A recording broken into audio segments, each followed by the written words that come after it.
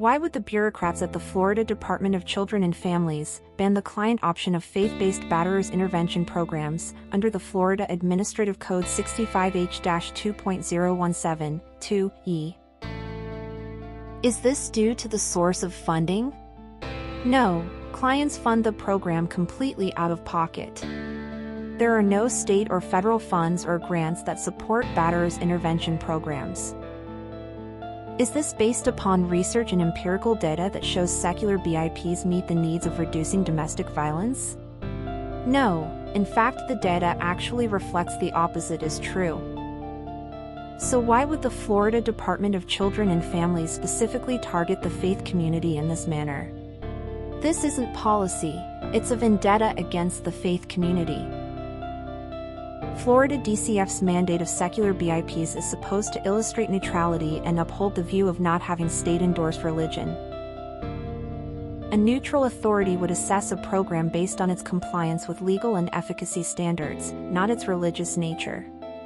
The ban's lack of nuance and evidence suggests overreach, enforcing their anti-religion bias, potentially driven by an overzealous interpretation of church-state separation or discomfort with religion in public life. This risks alienating religious communities and undermining public trust in governance. A blanket ban on all religious content is overly broad when a narrower approach such as prohibiting coercive or discriminatory practices could address concerns without eliminating faith-based program options entirely. Florida DCF's ban on faith-based content is ethically problematic because it fails to treat religious and secular programs equally.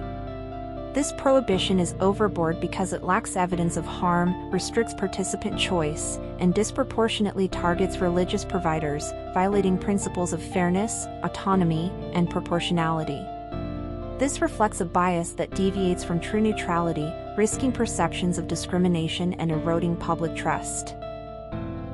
A 2022 study, the same year Florida DCF banned faith-based BIPs, shows the benefits of culturally specific batterers intervention programs.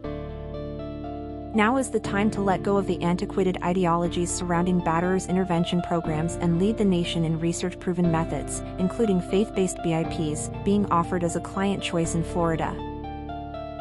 Restore practical, effective, common-sense, low recidivism rate, faith-based BIPs and stop pushing only failing feminist ideology. Stop the targeted victimization of faith-based BIP providers by zealots at the Florida Department of Children and Families who have a bias against the faith community. Remove Florida Administrative Code 65H2.017, 2E, during the 2026 legislative session.